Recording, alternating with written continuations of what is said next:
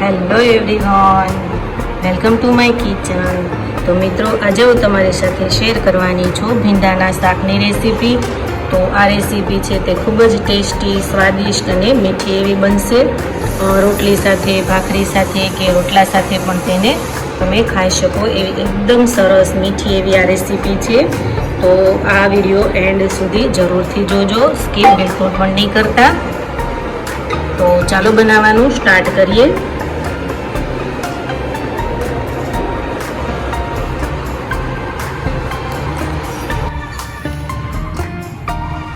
તમે જોઈ શકો છો કે મેં અહીંયા એકદમ દેશી એવા ભીંડા લીધા છે. તો હવે તેને આપણે ઉપરથી બધી જે કચરો હોય એ માટે આપણે સાફ કરી લઈશું એકદમ કોટનના કપડાથી.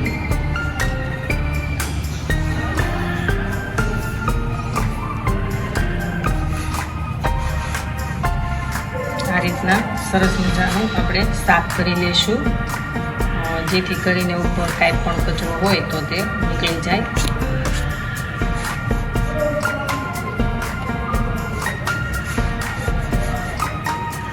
તો તમે જોઈ શકો છો કે આપણે ભીંડાને એકદમ સરસ સાફ કરી લીધા છે. તો હવે તેને આપણે કટિંગ કરી લઈશું.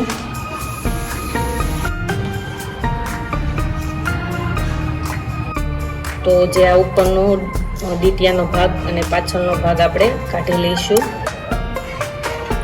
અને હવે તેને આપણે કોઈ પણ સાઈઝમાં આ રીતના કટિંગ કરી લઈશું. ગોળ કરો તો પણ ચાલે, અને લંબચોરસ કરો તો પણ ચાલે, અને આવા ત્રાંસા કટિંગ કરો તો પણ ચાલે.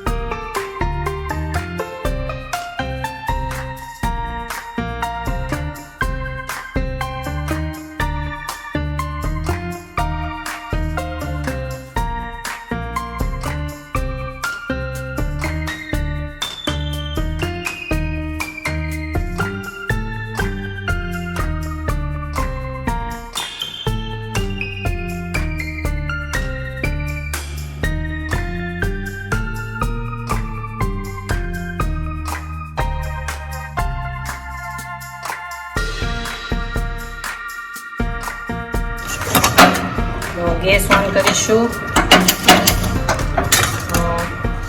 મીડિયમ સાઈઝનું બાઉલ લઈશું. 6 થી 7 ટેબલ સ્પૂન જેટલું આપણે તેલ એડ કરીશું. ભીંડાનું શાક બનાવીએ છીએ એટલે થોડુંક આપણે વધારે જ એડ કરીશું તેલ. તો આપણું એકદમ સરસ એવું તેલ આવી ગયું છે. 1 ટેબલ સ્પૂન હળદર પાવડર એડ કરીશું. 1 ટેબલ સ્પૂન આપણે હિંગ એડ કરીશું. ભીંડા લીધેલા છે તે એડ કરીશું.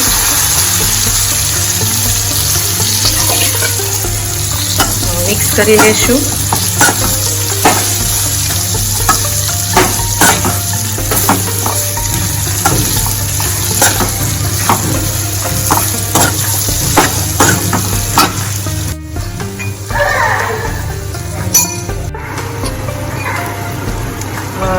એક ટેબલ સ્પૂન જેટલું આપણે મેં લસણ ખાંડેલું છે તે એડ કરીશું.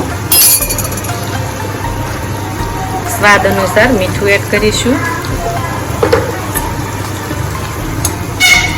ચપટી કેવો ગરમ મસાલો એડ કરીશું.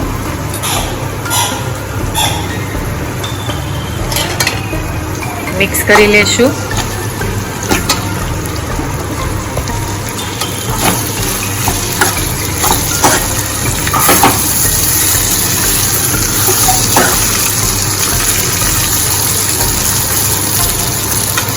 હવે તેને આપણે એકદમ ચીકાશ અંદર જે છે તે બળી જાય ત્યાં સુધી રહેવા દેવાનું છે, અને વચ્ચે વચ્ચે થોડી વાર હલાવતા રહીશું. લીંબુ એડ કરી દઈશું. લીંબુ એડ કરવાથી જે આપણી ચીકાશ છે તે બધી ઓછી થઈ જાય છે. જેટલું તમને શાક ભાવે એટલું જ આપણે એડ કરીશું.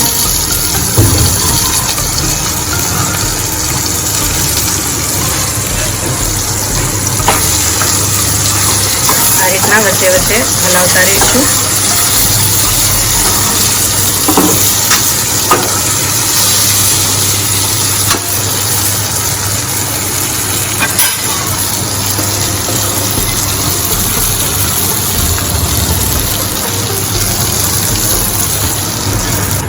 તો આ રીતના હલાવતા રહીશું શાકને.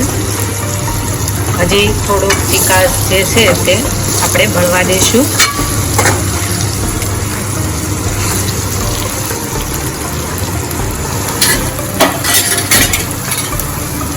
તો તમે જોઈ શકો છો કે આપણો જે અંદરનો તીખાશ છે તે એકદમ સરસ બળીને રેડી થઈ ગયો છે અને આપણું શાક પણ સરસ થઈ ગયું છે.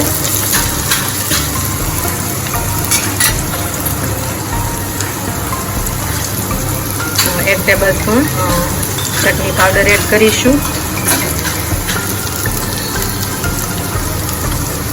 1 ટેબલ સ્પૂન જીરું એડ કરીશું.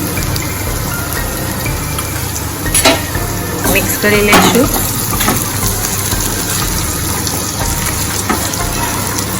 હવે જે ગેસ છે તે પણ આપણે ઓફ કરી દઈશું અને આપણું શાક છે તે એકદમ સરસ બનીને રેડી થઈ ગયું છે.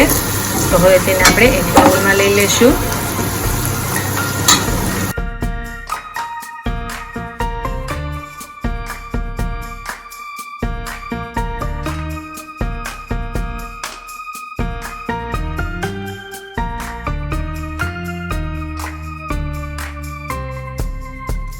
તો મિત્રો તમે જોઈ શકો છો કે આપણું ભીંડાનું શાક એકદમ સરસ કોરું મોરું એવું બનીને રેડી થઈ ગયું છે.